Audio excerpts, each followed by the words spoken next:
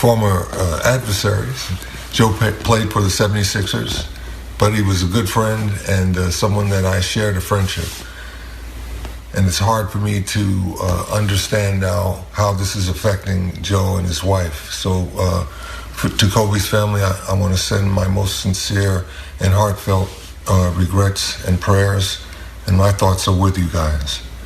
Kobe was an incredible family man. He loved his wife and daughters. He was an incredible athlete and a leader in a lot of ways. He inspired a whole generation of young athletes. He was one of the first ones to leave high school and come into the NBA and do so well, dominating the game and becoming one of the best scorers that the Los Angeles Lakers has ever seen.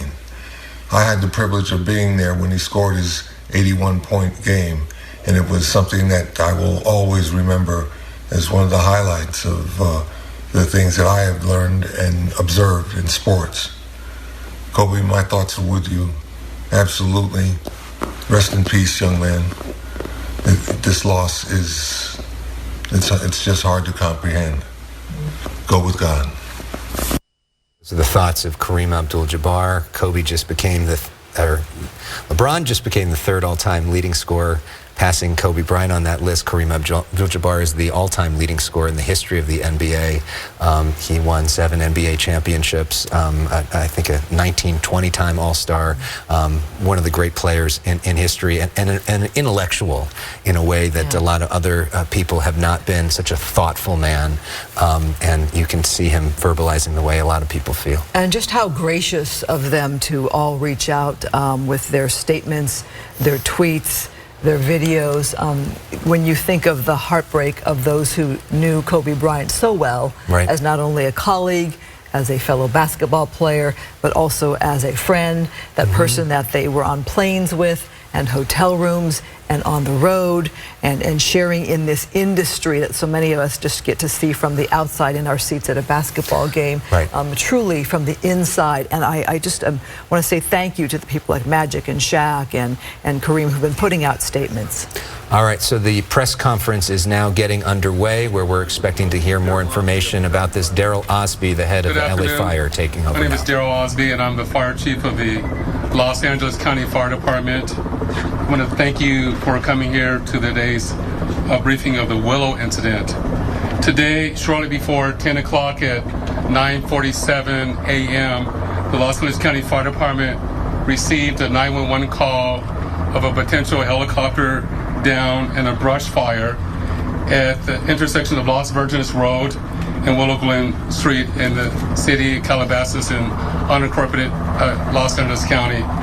Upon arrival, our firefighters discovered approximately a quarter-acre brush fire that resulted from a crash on the hillside.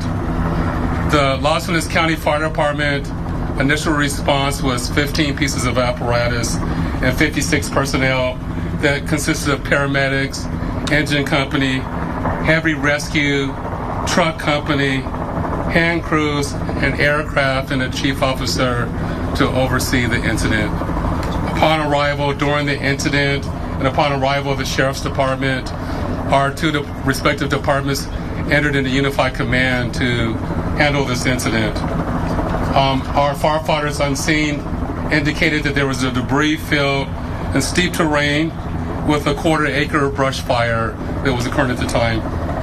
Our firefighters hiked in to the accident site with their medical equipment and hose lines to extinguish the stubborn fire, as it included the brush fire, debris from a helicopter, and the fire also included magnesium, which is very hard for our firefighters to extinguish because magnesium reacts with oxygen and water. In addition to our firefighters hiking into the incident, we had one helicopter flying to the incident with firefighter paramedics on board. Those paramedics were hoisted down to the incident early into the incident. They did a search of the area for survivors. Unfortunately, all the survivors on board were determined to have been perished.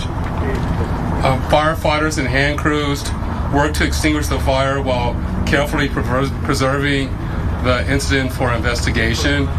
Currently, this investigation is still ongoing. I would like to turn this over to my sheriff to continue the press briefing.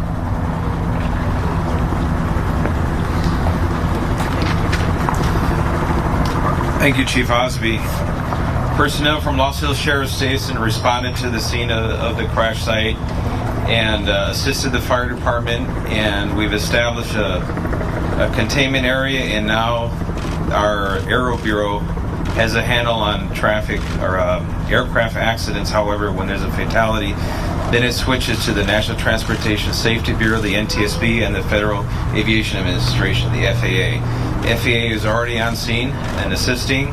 We're waiting the arrival of the coroner's office to assist in the recovery of the remains. As the chief indicated, there were no survivors. We have a manifest that indicates that there was 9 people on board the aircraft, the pilot plus 8 individuals. There is wide speculation as to who the identities are. However, it is entirely inappropriate right now to identify anyone by name until the coroner has made the identification through their very deliberative process, and they've made notifications to next of kin. And it'd be extremely disrespectful to understand that your loved one was perished and you learn about it from TMZ.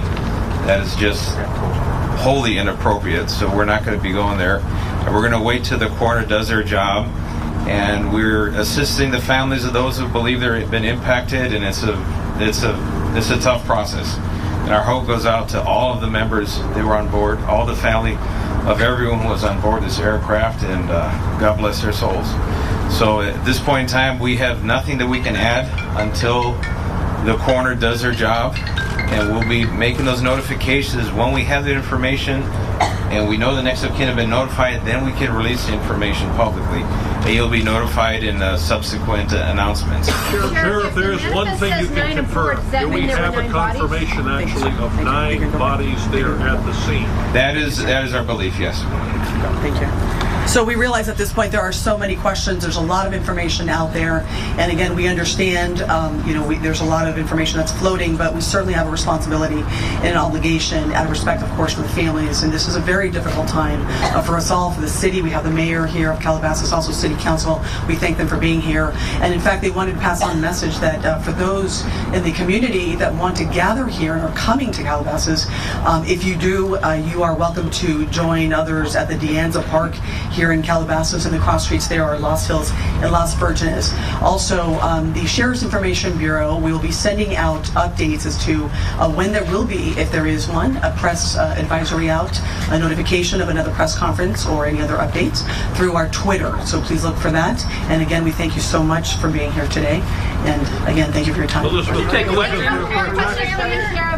Sheriff, Sheriff, just a question.